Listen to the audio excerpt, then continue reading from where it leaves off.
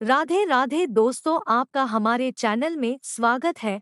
हम आपको इस वीडियो के माध्यम से यह बताना चाहते हैं कि सेक्स करने के क्या क्या फायदे होते हैं और सेक्स कब करना चाहिए। दोस्तों, प्राचीन काल में किस तरह से सेक्स किया जाता था जिससे उनका शरीर भी स्वस्थ रहता था। दोस्तों, हमारा उद्देश्य केवल हिंदू धर्म का प्रचार करना है, इसलिए आपको अगर यह वीडियो अच्छी लगी हो तो आप हमारे चैनल को सब्सक्राइब करें और वीडियो को लाइक करें और ज़्यादा से ज़्यादा शेयर करें। प्राचीन नियमों के अनुसार सहवास से वंशवृद्धि, मैत्री लाभ, साहचर्य सुख, मानसिक रूप से परिपक्वता, दीर्घायु, शारीरिक और मानसिक स्वास्थ्य सुख की प्राप्ति हासिल की जा सकती है। यदि व्यक्ति नियमों में बंधकर सहवास करता है तो वह संस्कारी होकर आपदाओं से बचा रहता है। पशुवत सहवास से वह अपना जीवन नष्ट कर लेता है। पुरातन काल में दंपति आज की तरह हर रात्रि को नहीं मिलते थे। उनका सहवास सिर्फ संतान प्राप्ति के उद्देश्य के लिए होता था। शुभ दिन और शुभ मुहूर्त के संभोग से वे योग्य संतान प्राप्त कर लेते थे। वर्तमान काल में युवा पीढ़ी उद्दंड और अनुशासनहीन है। कंडोम के दौर में किसी भी समय संभोग करके गर्भ धारण करके संतान पैदा कर लेती है। पति और पत्नी के बीच सहवास भी रिश्तों को मजबूत बनाए रखने का एक आधार होता है, बशर्ते कि उसमें प्रेम हो, कामवासना नहीं। हालांकि वर्तमान में ऐसा नहीं होता। इसका कारण है सहवास के प्राचीन नियमों की समझ का नहीं होना।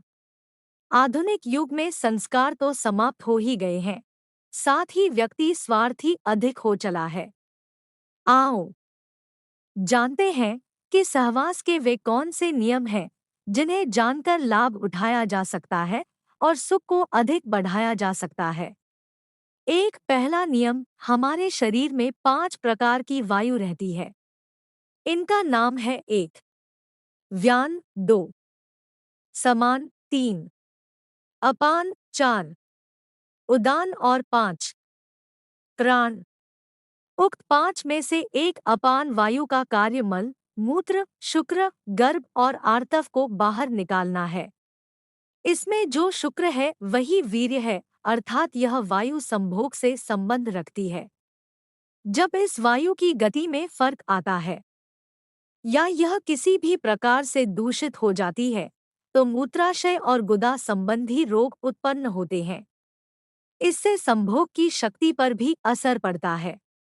अपान वायु माहवारी, प्रजनन और यहाँ तक कि संभोग को भी नियंत्रित करने का कारक है। अतः इस वायु को शुद्ध और गतिशील बनाए रखने के लिए आपको अपने उदर को सही रखना होगा और सही समय पर शौचादि से निवृत्त होना होगा। 2 दूसरा नियम, कामसूत्र के रचयिता आचार्य वात्स्यायन के अनुसार स्त्रियों को कामशास्त्र का ज्ञान होना बेहद जरूरी है, क्योंकि इस ज्ञान का प्रयोग पुरुषों से अधिक स्त्रियों के लिए जरूरी है। हालांकि दोनों को ही इसका भरपूर ज्ञान हो तभी अच्छे सुख की प्राप्ति होती है।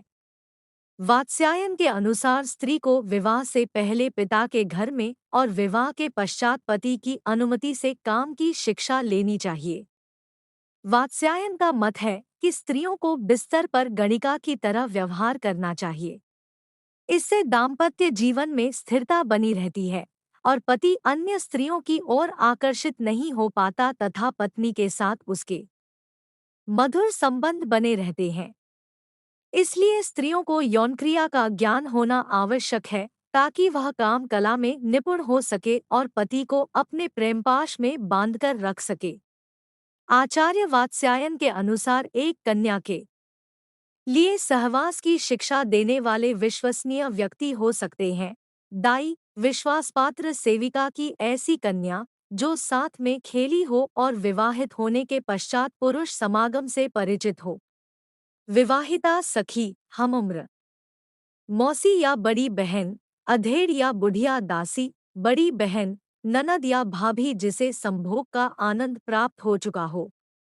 उसका स्पष्ट बोलने और मधुर बोलने वाली होना जरूरी हो ताकि वह काम का सही सी ज्ञान दे सके। 3